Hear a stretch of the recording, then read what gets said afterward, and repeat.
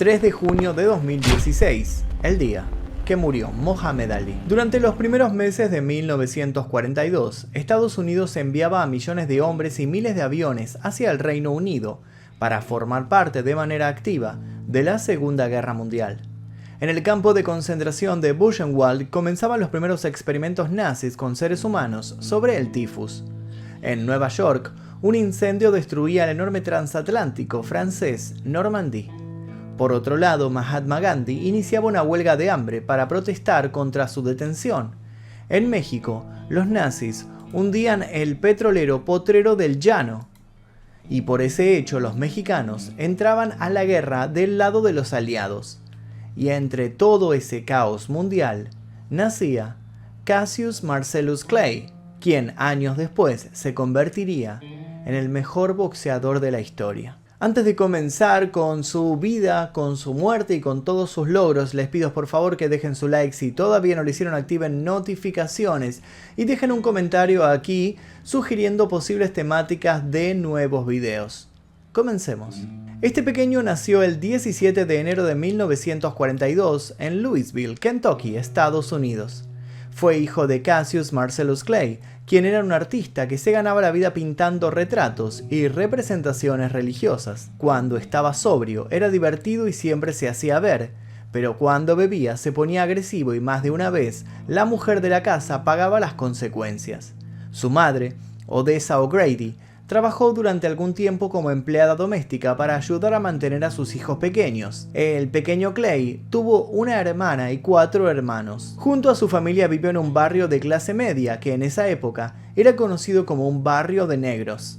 Las divisiones no las hacían ellos, sino la segregación racial que inundaba las calles de los Estados Unidos. El futuro triple campeón del mundo compartía su habitación con su hermano pequeño, Rudolph.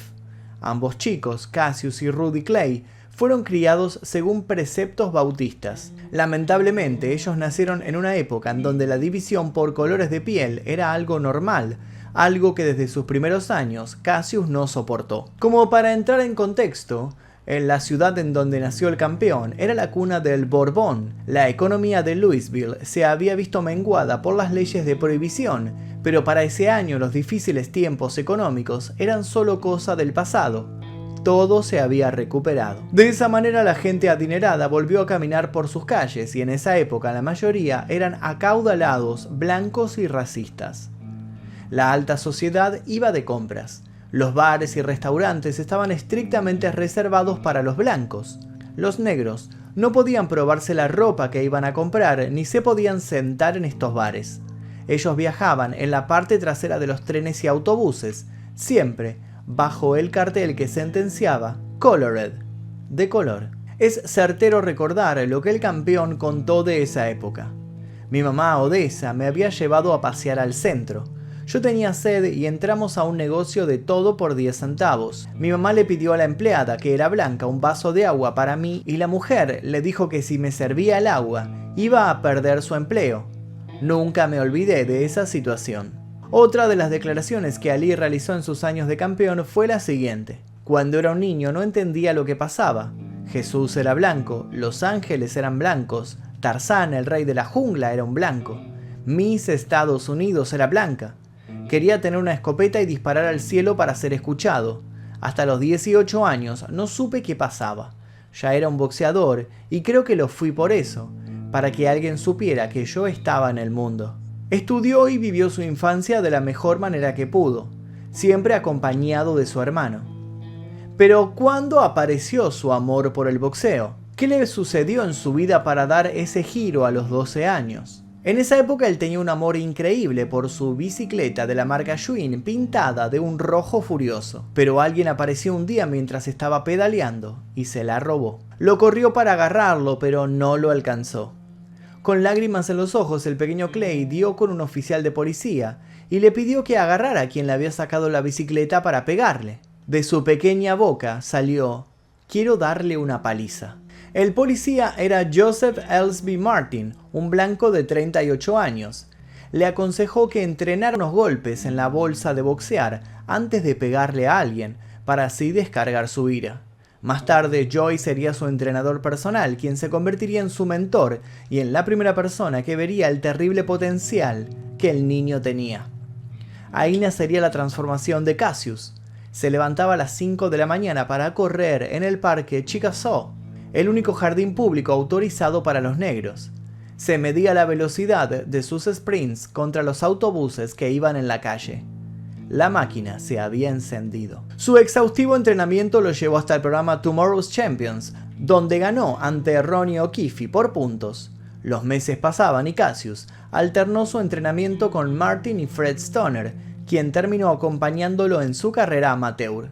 Stoner le enseñó a moverse en el ring, lo que luego se transformaría en su firma característica. Para ese entonces Clay presumía y mucho. Incluso llegó a retar a boxeadores más grandes, pero entre toda la soberbia había una cuota de humor que hacía sonreír a toda la gente del gimnasio. Los títulos no tardarían en llegar. En 1956, a sus 14 años, ganó el Golden Gloves Championship para novatos del estado de Kentucky. Ese sería el primero de sus 5 guantes de oro, pero le faltaba algo que él quería para que el barrio lo conociese mejor. Al año siguiente hizo su aparición por primera vez en el diario tras derrotar por nocaut técnico a Donnie Hall. En 1959 se llevó el campeonato Intercities Golden Gloves ante Tony Madigan en el peso semipesado y para el mes de abril se consagró como campeón nacional de la Unión Atlética Amateur en la misma categoría. Pero ¿qué era lo que le había dado tanto éxito en apenas unos pocos años de entrenamiento? Según su primer entrenador, Joe Martin, Clay tenía una velocidad increíble. Tenía movimientos inusuales arriba del ring conseguidos gracias a la intensidad de su entrenamiento. Llegó a reunir 36 victorias consecutivas. Era imbatible. Hasta que llegó el 1 de mayo y con él 3 asaltos imposibles de soportar a cargo del marín Amos Johnson, quien le ganó dentro de la clasificación de los Juegos Panamericanos. A sus 18 años se graduó en la Central High School y en el boxeo ya era varias veces campeón nacional y un coleccionista de guantes de oro. Cassius Clay se aseguró un lugar en los Juegos Olímpicos de Roma en 1960, pero hubo un obstáculo importante que tuvo que enfrentar: el miedo a volar. El joven boxeador estaba decidido a no subirse al avión y perderse los Juegos Olímpicos. No le importaba, incluso trató de convencer a los organizadores para que lo dejaran viajar en barco, pero no pudo. Joe Martin habló con él por varias horas, lo calmó y lo terminó convenciendo. Tenía que ir a Roma, tenía que ir por la medalla, y eso fue lo que pasó. Desde el momento en que llegó a Roma, el carisma de Clay sobresalió del resto. Se hizo popular entre los atletas debido a su estilo y personalidad, hasta lo llegaron a llamar el alcalde de Villa Olímpica. En las tierras italianas comenzó noqueando, bailó en el ring para la siguiente pelea, y en la semifinal tuvo un gran desenvolvimiento, llevándolo a la final donde al principio fue una pelea muy pareja. Para destacarse debía demostrar lo que mejor sabía hacer: bailar y ganar. Con velocidad, golpes rápidos y una impresionante exhibición de ataque, Clay ganó la medalla de oro con apenas 18 años. Clay recordó su victoria olímpica años después y dijo: "No me quité esa medalla durante 48 horas. Incluso me la llevé a la cama. No dormí demasiado bien porque tuve que dormir boca arriba para que la medalla no me cortara.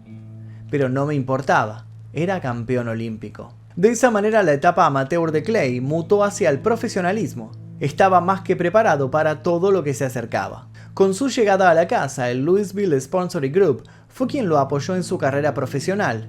Debutó como profesional el 29 de octubre de 1960 ante Tony Hunsaker, un policía con más experiencia y 10 años más. 6 asaltos y una decisión unánime le dieron la victoria a Clay. Durante esos años quería entrenar como si fuera un boxeador de élite. Con la medalla de oro colgada de su cuello, Angelo Dundee fue el elegido, entre muchos entrenadores dispuestos a tomar la posta del futuro campeón del mundo. Todo pasaba mientras el Ku Klux Klan seguía desapareciendo y matando a la gente de color. Para aquellos que quieran entender el contexto de la Triple K, los invito a ver el video que se encuentra en este canal y se llama El día que nació el Ku Klux Klan. Con un nuevo desafío convertido en sueño, Clay viajó a Miami para iniciar sus entrenamientos. En 1961 ya tenía 5 victorias consecutivas por nocaut y se acercaba un nuevo rival, Duke Savenduk. Pero si en algo se destacaba el futuro Mohamed Ali, era por la velocidad de sus palabras y el daño que hacían la psiquis de sus oponentes. Esta técnica la conoció por el luchador profesional Gorgeous George. La confianza con la que vivía las vísperas de las peleas contagió a Clay, quien terminó atraído por este estilo provocador. El 22 de julio de ese año y ante la televisión de todo el país, Clay le ganó a Alonzo Johnson y sumó su 10ª victoria consecutiva, 7 por nocaut. El 10 de febrero de 1962 tuvo una cita con otro de sus sueños, el Madison Square Garden. Debía pelear en Nueva York ante Sonny Banks. Los empresarios se frotaban las manos.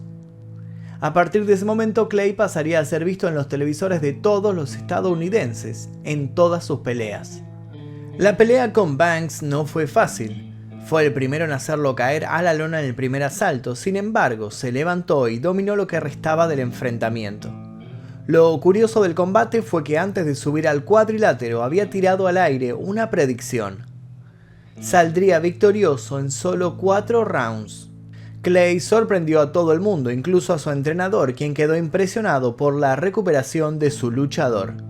Ya tenía 20 años y 15 victorias. Estaba decidido a comerse el mundo. El 15 de noviembre de 1962 se enfrentó al veterano Archie Moore, de 47 años, en Los Ángeles, California. Se conocían. Moore lo había entrenado por un breve lapso de tiempo antes de su actual entrenador. La dupla no había funcionado porque a Clay no le interesaba seguir las órdenes de nadie. Clay volvió a ganar. Tras los pronósticos, el ego y los poemas que recitaba antes de los combates, le cayó otro apodo, el Bocón de Louisville. Parte de la prensa lo amaba y la otra lo odiaba.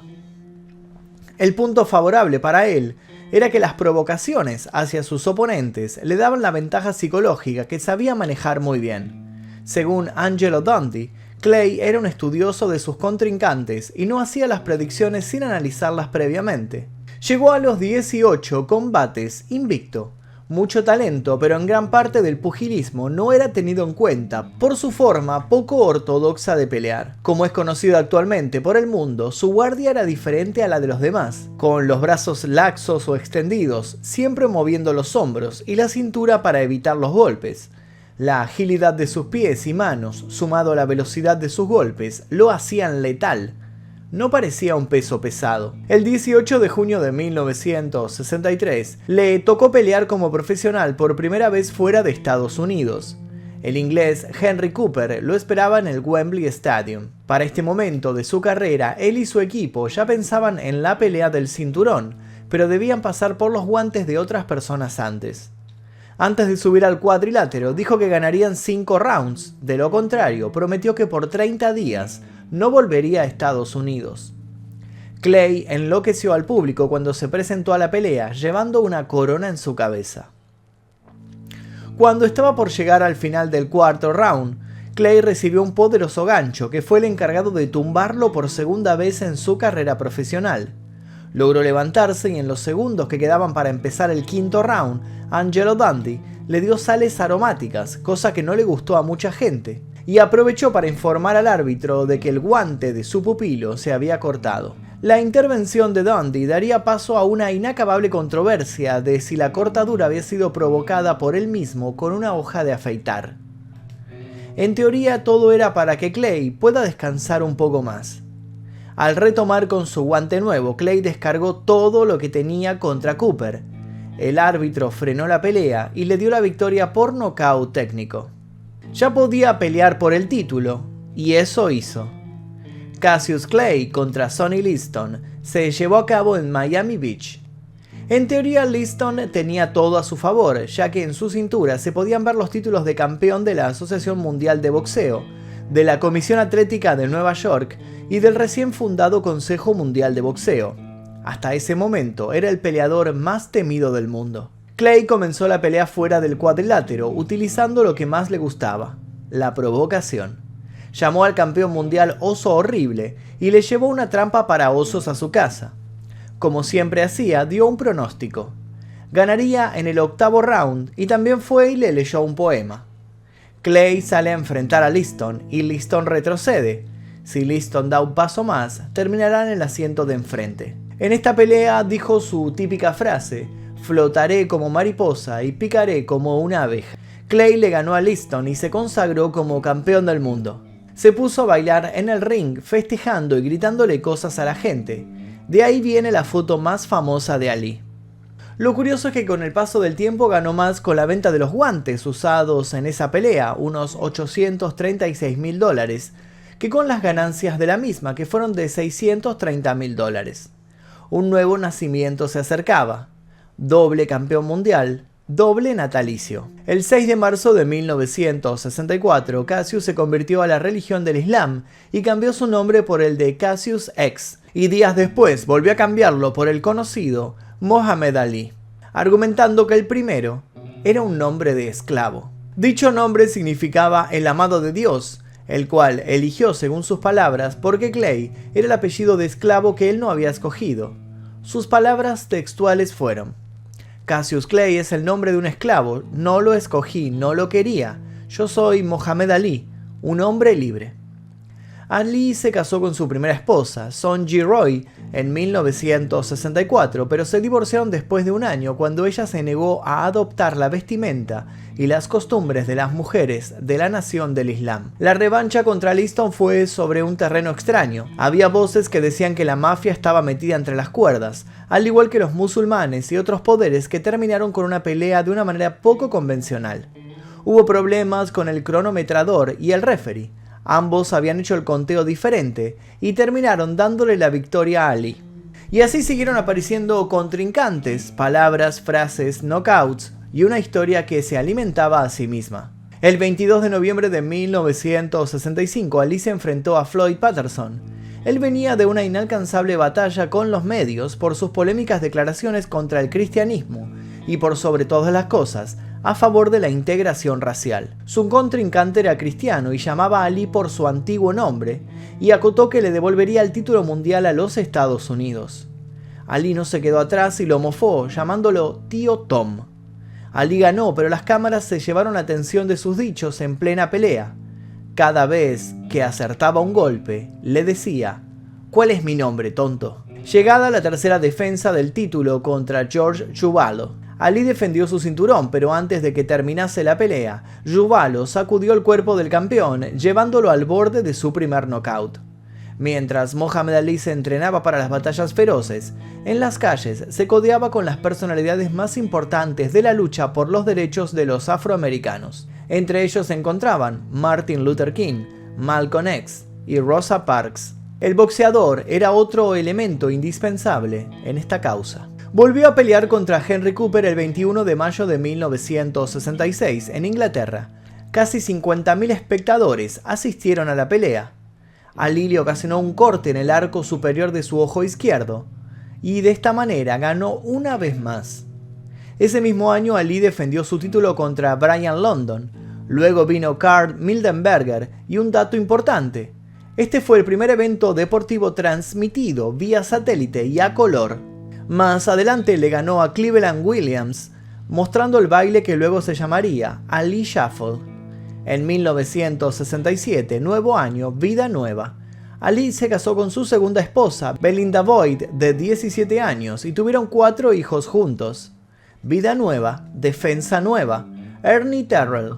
Ali ganó por decisión unánime, convirtiéndose por segunda vez en campeón indiscutido de los pesos pesados. Volvió al Madison Square Garden para pelear contra Zora Folley.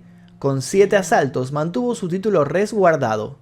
Sin embargo, algo pasaba por fuera de las cuerdas. Estados Unidos reclutaba gente para el ejército en abril de 1967, pero él se negó a servir con el argumento de que era un ministro musulmán practicante con creencias religiosas que le impedían luchar. Fue arrestado por cometer un delito grave y casi de inmediato lo despojaron de su título mundial y de su licencia de boxeo. Fue declarado culpable de violar las leyes del servicio selectivo y sentenciado a 5 años de prisión en junio de 1967, pero permaneció libre mientras apelaba su condena. De esa manera no volvería a pelear por 3 años y medio. Hasta ese momento tenía un récord de 29 victorias sin derrotas, 22 de ellas por nocaut. ¿Pero qué hizo Ali durante todo ese tiempo? ¿Se fue a entrenar al Polo Norte? ¿Se fue a golpear reses en una heladera? Bueno, en realidad no. El campeón, lejos de las cuerdas, se acercó al teatro y actuó por un breve lapso de tiempo en el musical de Broadway llamado Buck White. Increíble, pero real. En el año 1970, el senador Leroy Johnson, del estado de Georgia, ayudó a que Muhammad Ali pudiera volver a pelear. El 26 de octubre se enfrentó a Jerry Quarry. La victoria no fue una sorpresa, todos iban a los puños del ex campeón. Lo que sí llamó la atención fue su estado físico, que parecía el mismo de siempre. El 7 de diciembre de 1970 apareció un argentino en la pelea por el título, Ringo Bonavena. En Argentina la pelea tuvo el pico de rating más grande de esos años, 79.3. Todos querían ver a Ringo campeón, pero lamentablemente perdió en el 15º round por nocaut técnico, tras caer 3 veces seguidas. Lo interesante de esa pelea fue la previa, porque Ringo había logrado enloquecer a Ali. Entre los primeros encontronazos estuvo el intercambio. Ali lo llamó vaca de pies cansados y el argentino le respondió rápidamente: andate a la puta que te parió. Hay una grabación muy interesante en donde Ali intenta por medio de amagues asustar a Ringo, pero este, como contrarrespuesta, le amaga y el que termina asustado es Ali. Luego de esto todos se rieron. Tenían ganas de arrancarse la cabeza, pero todos se respetaban. En 1971 Ali se enfrentó a Joe Frazier en lo que se había llamado la pelea del siglo. Se enfrentaron 14 asaltos antes de que Frazier derribara a Ali con un brutal gancho de izquierda. Ali se recuperó rápidamente, como siempre, pero los jueces se lo dieron a Frazier, dándole a Ali su primera derrota profesional después de 31 victorias. Y aquí hay una historia dentro de la historia. Frank Sinatra no simpatizaba para nada con las decisiones y los ideales de Muhammad Ali, el cambio de nombre, la guerra de Vietnam y otros temas del país, y de esa manera eso lo complicó para conseguir un buen asiento en la pelea. Frank Sinatra dijo que no quería perderse de ver cómo Joe Frazier se llevaba el título, así que luego de tocar algunos contactos, la revista Life lo acreditó como fotógrafo oficial para ese día. Y así consiguió lo que quería, pero la revista recibió a cambio las peores fotos que podía imaginar. Más allá de la derrota, Ali no pudo quedarse quieto. Ganó varias peleas en Suiza, Tokio, volvió a Nueva York y cuando ganó en Las Vegas se llevó algo más que el premio. Elvis Presley le regaló una bata que posteriormente usaría en una pelea. Pero perdió esa pelea, así que guardó la bata y no la volvió a utilizar nunca más. El 31 de marzo de 1973 volvió a perder, esta vez ante Ken Norton. Quisieron detener la pelea ya que Ali tenía la mandíbula rota, pero siguieron y el puntaje dividido le dio otra derrota. Volvió a realizarse la batalla del siglo, pero esta vez estaba bastante desinflada. Ali y Frazier volvieron a enfrentarse en Filipinas. Ambos hombres recibieron un tremendo castigo. Sin embargo, el entrenador de Frazier tiró la toalla, dándole la victoria a Ali. Otra pelea legendaria de Ali fue contra el campeón de peso pesado, George Foreman. Si las anteriores eran las peleas del siglo, esta era la pelea del Olimpo. Anunciado como el Rumble in the Jungle, el combate fue organizado por el promotor Don King y se llevó a cabo en Kinsaya, Zaire. En las apuestas, Ali estaba como el perdedor del joven y macizo Foreman, pero silenció a sus críticos con una actuación magistral. Incitó a Foreman a lanzar golpes salvajes antes de sacudir a su oponente con un knockout en el 8º asalto para reclamar el título de peso pesado. Una pelea realmente increíble. Como si esto fuera poco, Ali se convirtió en el primer boxeador en ganar el campeonato de peso pesado 3 veces. Esto fue gracias a Leon Spinks, quien primero le ganó y luego Ali lo derrotó en la revancha. Al mismo tiempo que Ali estaba casado con Boyd, él estuvo con Veronica Porsche, quien se convertiría en su tercera esposa en 1977. La pareja tuvo 2 hijas, una de ellas fue Laila Ali, quien siguió los pasos del padre y se convirtió en campeona de boxeo. Porsche y Ali se divorciaron en 1986. Después de un breve retiro, Ali regresó al ring para enfrentarse a Larry Holmes en 1980, pero fue superado contra el campeón más joven. Después de una derrota final en 1981 ante Trevor Berbick, el gran boxeador se retiró del deporte a los 39 años. En 1984, Ali anunció que tenía Parkinson, una afección neurológica degenerativa. Mientras la enfermedad avanzaba, él participó en muchos eventos y se mantuvo activamente público. Ali se sometió a una cirugía de estenosis espinal, una afección que causaba el estrechamiento de la columna vertebral, lo que limitaba su movilidad y capacidad para comunicarse. Los últimos años del campeón se estaban aproximando. Ya alejado del boxeo, se acercó al amor de nuevo y en 1986 se casó con su cuarta y última esposa, Yolanda, también conocida como Lonnie. Ellos se conocían desde hacía muchos años, sus madres eran buenas amigas y criaron a sus familias en la misma calle. Permanecieron juntos hasta la muerte. Sin los guantes, pero con los callos de una vida llena de intensidad, Ali dedicó gran parte de su último tiempo a la filantropía. Apoyó las Olimpiadas Especiales y varias organizaciones más. Una de las imágenes más intensas de los 90 fue verlo en 1996, encendiendo el caldero olímpico de los Juegos Olímpicos de Verano en Atlanta. La emotividad en estado puro. En 1998 fue elegido Mensajero de la Paz de las Naciones Unidas por su trabajo en países en desarrollo. Años después recibió la Medalla Presidencial de la Libertad y el premio por sus esfuerzos en el servicio público. En 2005 abrió el Mohamed Ali Center en su ciudad natal de Louisville y posteriormente dijo: "Soy un hombre común que trabajó duro para desarrollar el talento que me dieron. Muchos fanáticos querían construir un museo para reconocer mis logros. Yo quería más que un edificio para albergar mis recuerdos. Quería un lugar que inspirara a las personas a hacer lo mejor que podían en lo que quisieran hacer y alentar que sean respetuosos unos con los otros". Su familia lo cuidó durante los últimos años.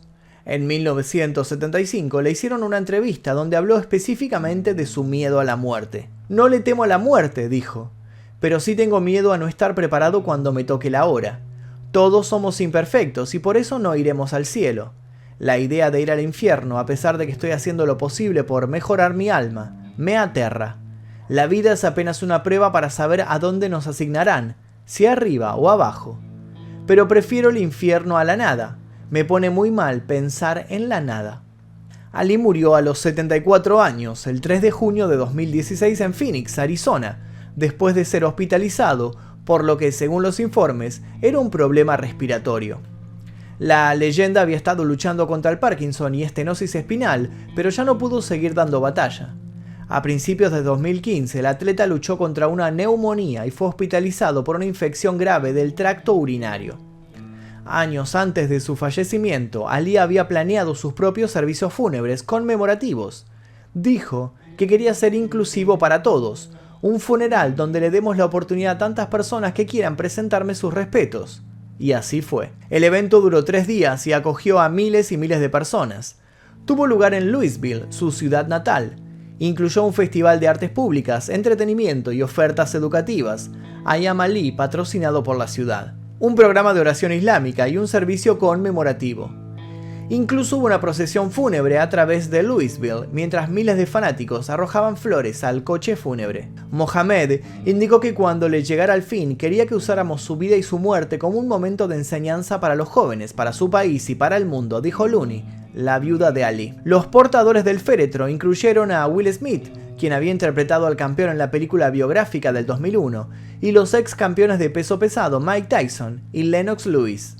Ali fue enterrado en el Cementerio Nacional en Cave Hill, en Louisville. Aquel que nació esclavo renació como un hombre libre y cambió los estándares del deporte. Pudo terminar sus días en paz y rodeado de su familia. Y hasta aquí el video sobre la muerte y sobre la vida también de Mohamed Ali. Si les interesó, les pido por favor que dejen su like, se suscriban. Si todavía no lo hicieron, escriban algún comentario, alguna sugerencia para posibles futuros videos. Yo por lo pronto me despido, les dejo un par aquí de videos recomendados para que sigan haciendo maratón. Mi nombre es Magnum Mephisto y esto fue El Día Que.